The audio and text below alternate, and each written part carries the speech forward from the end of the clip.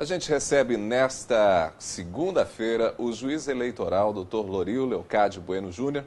Está com a gente, nos dá a honra da presença dele para falar um pouquinho sobre as eleições desse ano. Dr. Lorio, seja muito bem-vindo. Bom dia. Obrigado, bom dia, Ronaldo, e bom dia a todos que nos assistem nessa manhã fria. Bem fresquinho, Prazer né? estar aqui. Dr. Lorio, bom, nós estamos começando a campanha eleitoral. Este ano, a campanha eleitoral, inclusive, começou um pouquinho mais tarde, né? Começou agora no dia 16 de agosto, geralmente em julho, né? Nós já tínhamos a campanha. Essa é uma das mudanças da lei eleitoral, né? Exatamente, aquela que foi chamada de mini-reforma, mas na verdade tratou de vários aspectos, e um desses aspectos foi a redução do período de campanha pela metade, de 90 para 45 dias. E a da rádio e TV também foi reduzido de 45 para 35 dias. Nessa próxima sexta-feira a gente começa esse período da propaganda na rádio e TV também. Ó, a propaganda no rádio e TV então começa na próxima sexta-feira. Próxima sexta-feira, exatamente. Com uma redução do tempo também. Na verdade, o somatório do tempo continua igual, 90 minutos, mas a propaganda em rede, ou também chamada em bloco, que é aquela num período contínuo, ela ficou por 10 minutos, que antes era 30 minutos, 2 períodos de 10 minutos. E as propagandas por inserções durante os intervalos comerciais passou para 70 minutos, dividido entre todos os candidatos, tanto os candidatos da majoritária como da proporcional, que são os vereadores. Então nós temos naquele período que a campanha vai para o ar, ou seja, o programa eleitoral ele foi reduzido e aí provavelmente a quantidade de inserções é que aumentou. Aumentou, No final das contas continua os 90 minutos que já havia antes, mas dividido de outra forma. Isso dá uma dinâmica completamente diferente para a campanha, inclusive com a saída, né, do bloco, desse bloco maior, desse período maior, dos candidatos a vereador. Agora o período é só dedicado para os candidatos à prefeitura? Exatamente. Aí apenas nas inserções, durante os intervalos comerciais, é que os vereadores terão espaço para se apresentar. Essas inserções foram divididas de acordo com a representação das coligações dos partidos junto à Câmara dos Deputados. Então, por isso, alguns vão ter mais tempo e outros menos. E aí, dentro desses períodos divididos a cada coligação ou partido ou coligação é que define entre eles qual vereador que vai ter espaço para falar, se algum vai ter mais, outro vai ter menos, eles vão dividir e se acertar entre eles. Essa lógica, então, ficou sob critério do partido. Isso, não tem interferência da Justiça Eleitoral nesse caso. Uma vez definido o tempo que aquele partido ou coligação terá, cabe a ele resolver como o utilizará. Logicamente, um certo período para o vereador e outro para o prefeito, de acordo com o estabelecido em lei. Mas qual vereador vai poder falar, se todos terão oportunidade ou não, aí vai ter que ser definido com os partidos mesmo. O senhor citou um aspecto que me parece importante deixar claro. O espaço que é do vereador, não pode ser utilizado pelo candidato a prefeito. Isso, 40% para o vereador, são 140 inserções diárias, sendo 40% para os vereadores e 60% para o prefeito. Então, embora os partidos tenham a possibilidade de escolher qual vereador pode aparecer, se vão apresentá-los de maneira igual, embora o partido tenha esse direito, ele não pode utilizar esse espaço para o prefeito. Não.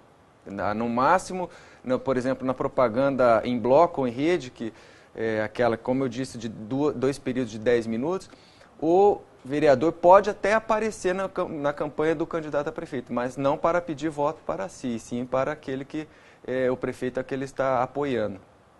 Muito bem. Outra mudança nas regras eleitorais diz respeito ao limite de gastos aos candidatos. Como vai funcionar isso, doutor? O limite de gastos, que foi implantado realmente pela primeira vez, está vamos dizer, em período de experiência, assim a gente espera que continue, vai proporcionar uma maior igualdade de disputa entre os candidatos, porque uma vez que existe um limite, o candidato que tem menos dinheiro em caixa para poder fazer a campanha, vai poder disputar teoricamente, ao menos, com maior igualdade com relação àquele que tem maior caixa. No caso de Maringá, ficou estabelecido em 1.600.000 e pouco, o máximo do valor para a campanha do candidato a prefeito, com base no maior gasto, 70% do maior gasto da campanha de 2012, que por sinal em Maringá foi maior do que o gasto em Londrina.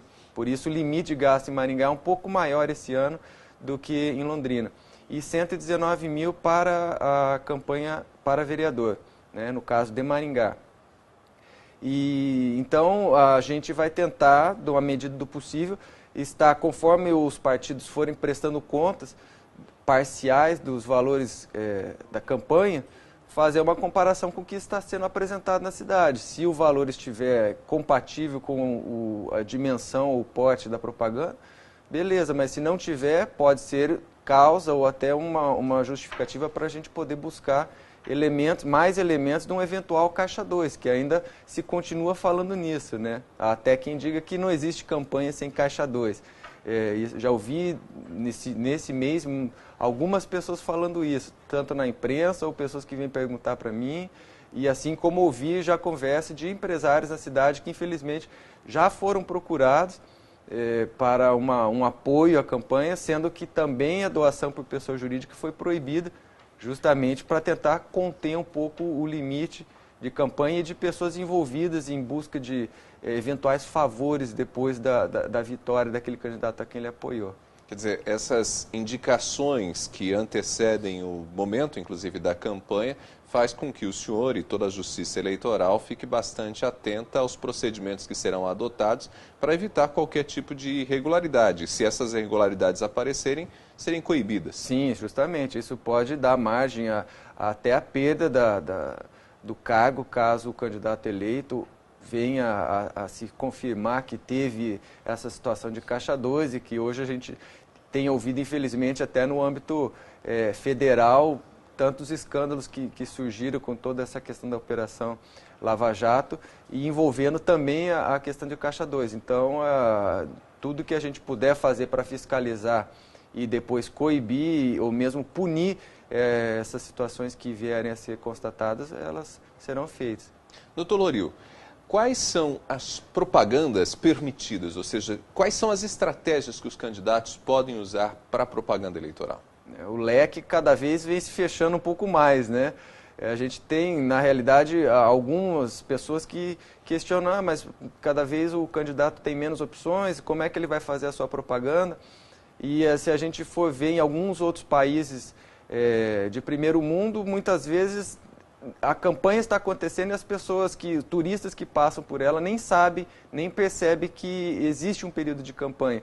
Porque muito do trabalho de um candidato, talvez isso vai acabar acontecendo ao longo dos próximos anos aqui no Brasil, aquele trabalho a longo prazo que ele já vem fazendo na sociedade, não com o intuito claro e nítido de pedir voto, porque aí seria a propaganda antecipada que é proibida. Mas é o trabalho para a comunidade do modo geral, seja como político ou no meio social.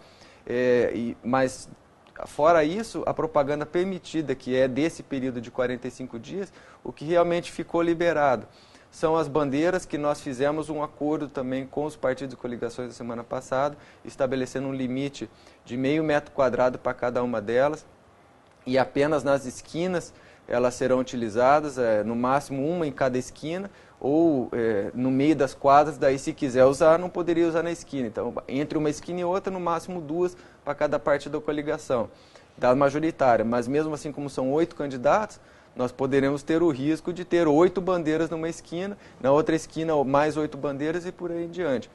A distribuição de panfletos também é permitida, embora tenha tanto a legislação eleitoral como ambiental, coibindo a questão da sujeira causada com esses panfletos, e por isso nós fizemos também um acordo com eles de que não vai haver derrame, assim se comprometeram os partidos e as coligações a não haver derrame de santinhos no dia anterior à eleição, e mesmo que houver, também fizemos um pedido para a Prefeitura para que fizesse a limpeza da cidade, especialmente nos pontos de votação, a partir da madrugada do dia da eleição. Então isso vai acabar sendo, se alguém jogar, vai acabar perdendo dinheiro porque não vai ter efeito nenhum.